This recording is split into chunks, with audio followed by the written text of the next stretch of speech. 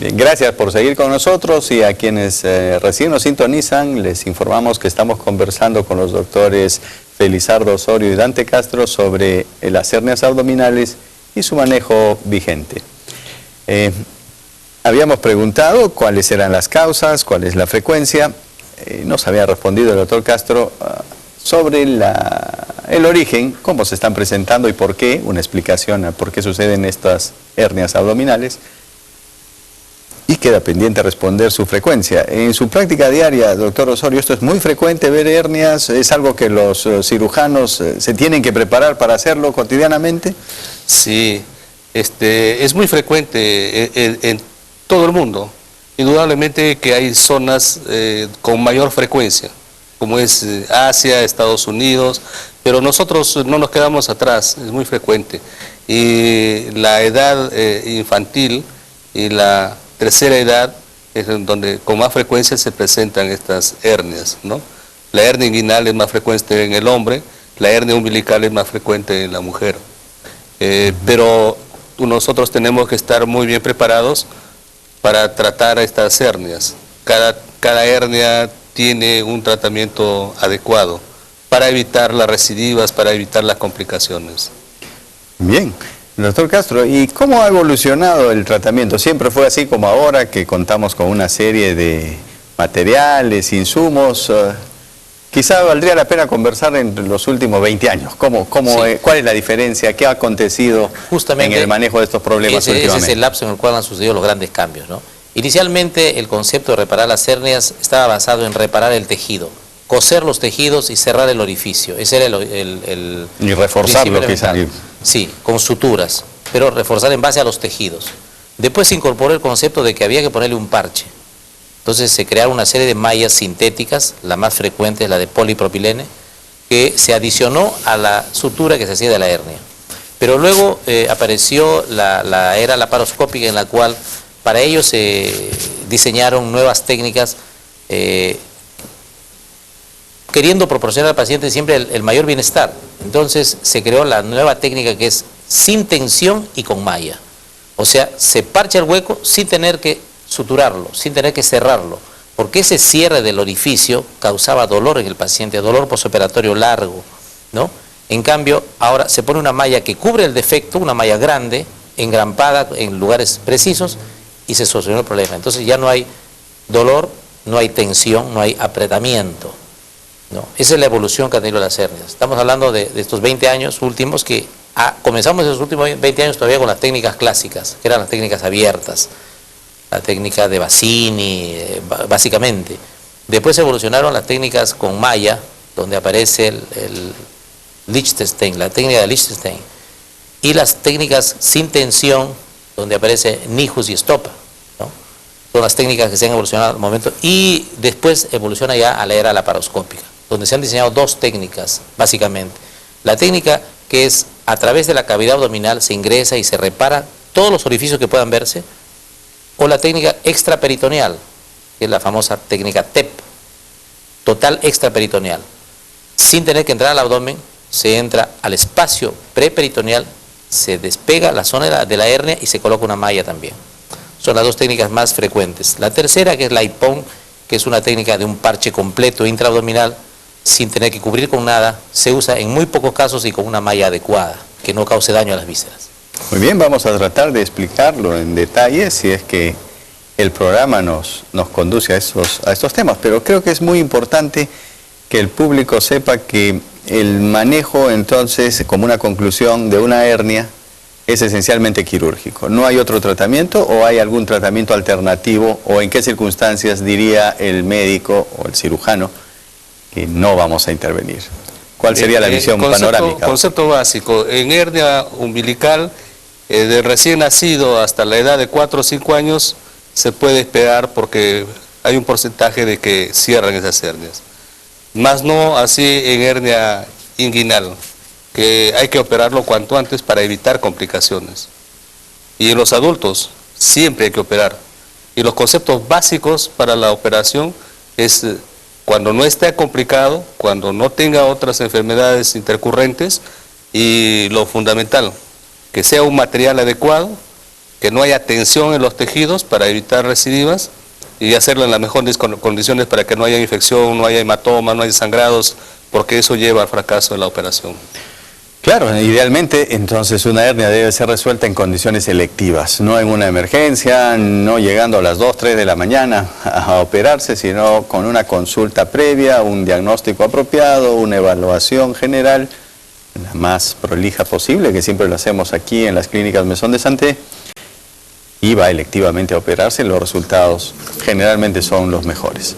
Tenemos una consulta desde el exterior, veámosla por favor. Doctor, la cirugía para hernia es segura. Tengo una hernia inguinal y no sé si puedo correr riesgo de quedar infértil o quizás tener algún problema más adelante. Bien, es interesante la pregunta.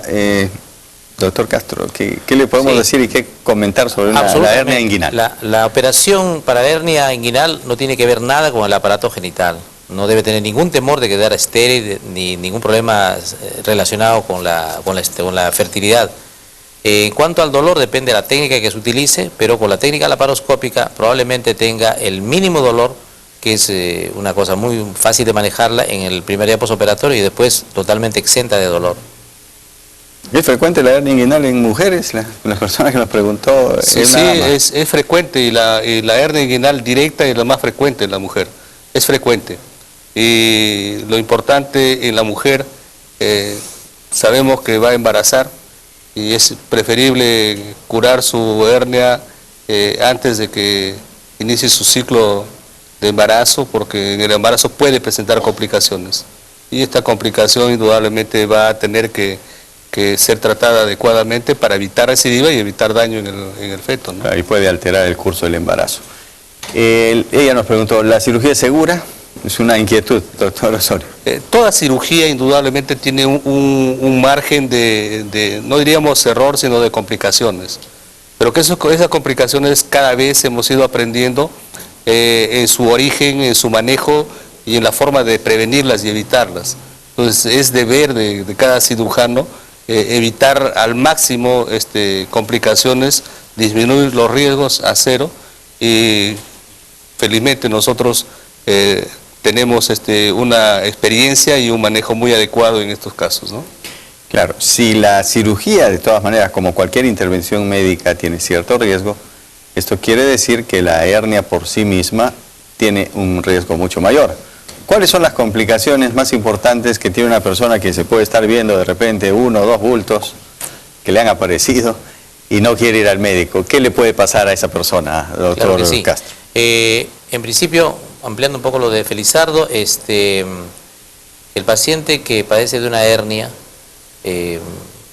no se opera a tiempo, puede estar en el inminente peligro de que en algún momento esa hernia entra al orificio por un esfuerzo fuerte y ya no regresa. El elemento que ha quedado atrapado, sea la grasa abdominal que se llama epíplon o un intestino, al quedar ajustado ahí comienza a necrosarse, porque entra en isquemia, entra a morir. Eso es evolución de horas solamente. Y eso puede llevarlo a una complicación muy seria, perforación del intestino, peritonitis, en fin, lo cual inclusive va a limitar la cirugía, porque en presencia de una infección no se va a poder poner una malla.